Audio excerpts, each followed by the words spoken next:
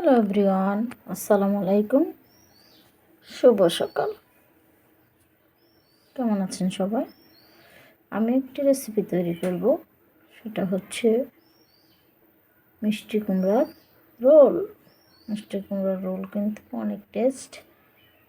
মিষ্টি কুমড়ার রোল আসলে কিন্তু এটার পরিমাণ মতো সব দিতেও হবে আর রান্না করতেও হবে ঠিকঠাক করে, তাহলেই টেস্ট হবে। এটা হচ্ছে বিষয়। তাই এখন দেখেন আমি কিন্তু এটা কুমড়া কিন্তু উপর দিয়ে ভালো করে ঘষে ধুয়ে নিচ্ছি। তারপরে ওটাতে পরিমাণ মতো মশলা উপকরণ দিয়ে মরিচের ফাঁকি, ধনিয়ার ফাঁকি, হলুদের ফাঁকি, লবণ দিয়ে মেখে দেখেন আমি এটা কিন্তু একটা পাত্রে রেখেছি কিছুক্ষণ। তো এইভাবে কিন্তু আপনারাও এটা এভাবেই করবেন। এটা কিন্তু এভাবে করতে হয়, আর এভাবে করলেই কিন্তু মানে পরিমাণ কী বলে যে অনেক টেস্ট হয়, রান্নার অনেক টেস্ট হয়। তো দেখেন আমি কিন্তু চুলাতে কড়াই বসিয়েছি, কড়াতে তেলের পরিমাণটাও দিয়েছি, তেলটাও দিয়েছি। এখন আমি এটা আমার চুলায় দিয়ে দিব আমার এই মিষ্টি কুমড়ার রোল। তো এটা হচ্ছে আসলে মিষ্টি কুমড়ার রোলটা এই যে দিয়ে দিলাম।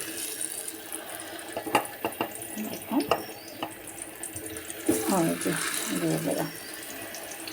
এরা সবগুলো দেখি একবার পাওয়া যায় কিনা। দিয়ে দিলাম, মানে ভালো হবে না তো দেখছি দেওয়া যায় কিনা। একসাথে দিয়ে তারপরে একসাথে দিলে একটু সুন্দর হবে।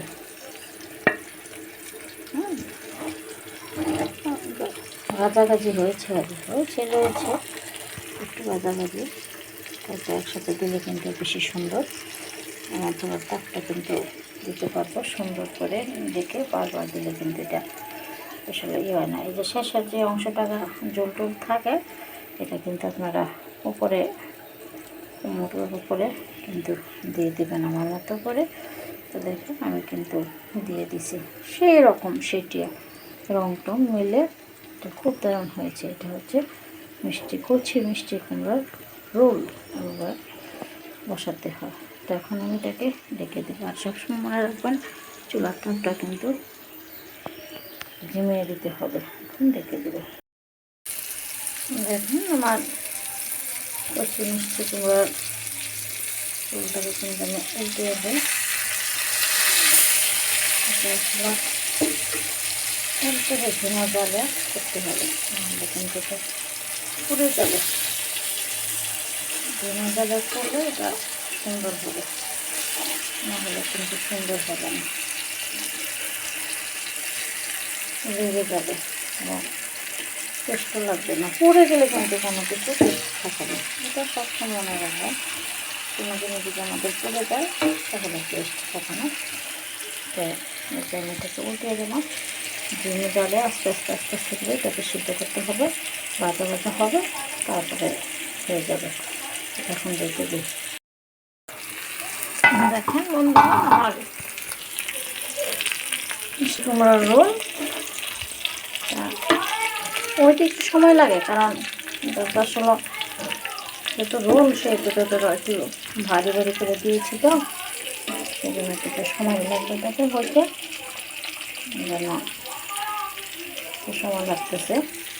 দেখেন এটা কিন্তু খুব সুন্দর রান্না, এটা কিন্তু দারুণ টেস্ট। এখন আমি এটাকে উল্টিয়ে দিয়েছি, একটু সময় লাগবে কারণ এটা ভারী ভারী করে দিয়েছি, তো সেই জন্য এখন আর একটু সময় লাগবে এটাকে হতে। এখনও হয়নি, আর সময় লাগবে। দেখেন বন্ধুরা আমার রেসিপিটা প্রায় হয়ে আসছে, এখনও মানে হয়নি, উঠাবো না, আর একটু হবে। দেখেছি বেশি হয়েছে, হয়ে উঠেছে, এটা সিদ্ধ হয়ে গেছে, ভাজা ভাজাও হয়ে গেছে। এই জন্য এটা উল্টিয়ে দিই কিছুক্ষণ রেখে, তারপর কিন্তু এটাকে উঠাবো।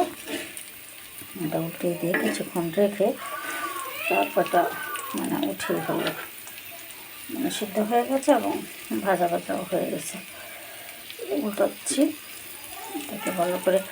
এটা হচ্ছে যদি 2 পিস এই পিঠ ওই পিঠ যদি দোনো পিঠ সুন্দর হয় তাহলে এটাকে দেখতেও ভালো লাগে, খাইতেও টেস্ট হয়। এটা হচ্ছে কথা। তো দেখেন এটা কিন্তু হয়ে গেছে, হয়ে গেছে। আর একটু হবে, বেশি না, অল্প একটু হবে। আর তেলও দেবো না, কারণ তেল আমি যেটুকু দিয়েছি সেটুকুই হবে, আর তেল দিতে হবে না। আর একটু ডেকে দিই শেষ পর্যায়ে। দেখুন বন্ধুগণ, আমার রেসিপিটা কিন্তু হয়ে গেছে। এটা হচ্ছে মিষ্টি কুমড়ার রোল, এটা হচ্ছে কুচ্ছি মিষ্টি কুমড়ার রোল। রেসিপিটা হয়ে গেছে। এটা রেসিপিটা কিন্তু এভাবে আমরা কী করবো, প্রথম উপর দিয়ে কিন্তু ভালো করে ধুবো, ধুয়ে তারপরে কিন্তু এটা আমরা টুকরো করবো, টুকরো করে কিছুক্ষণ আমরা মেখে রেখে দেবো। তারপর এটাকে আমরা এভাবে করবো, ভাজি করবো। এই রেসিপিটা কিন্তু দারুণ টেস্ট। অনেকে শুটকি দিয়ে খায়, কেউ সবজি রান্না করে, কেউ আবার তরকারি রান্না করে, কেউ চিংড়ি মাছ দিয়ে করে, কেউ রোল করে, যে যেভাবে করে, যে যেভাবে তার কাছে যেরকম ভালো লাগে। তো এটা হচ্ছে বিষয়, কলা কৌশল হচ্ছে আমি যেভাবে করলাম। তাতে হালকা, সবসময় হালকা উপকরণ লাগে। সবসময় যত ধরনের রোল আমি করবো, সব রোলের মধ্যে হালকা রেসিপি লাগবে। কারণ রেসিপি যদি আমরা বেশি দিই, মানে রেসিপি বলতে উপকরণ যদি আমরা বেশি দিই, তাহলে কিন্তু এটা স্বাদ থাকবে না, এটা গুণাগুণ নষ্ট হয়ে যাবে, টেস্ট নষ্ট হয়ে যাবে এবং সেরকম হবেও না। তাই জন্য আমরা এটা অল্প অল্প দিয়ে দিব, মানে পরিমাণ মতো। অন্য তরকারির চেয়েও আর একটু পরিমাণে কমিয়ে আমরা ওই রোল টোল তৈরি করবো, তাহলে টেস্ট হবে। তাহলে আপনারাও করবেন, আমাকে বেশি বেশি কমেন্ট করবেন কী পরিমাণ টেস্ট হয়েছে, সেটা কমেন্টের মাধ্যমে জানিয়ে দেবেন। তো সবাই ভালো থাকবেন, আল্লাহ হাফিজ, সবাইকে ধন্যবাদ।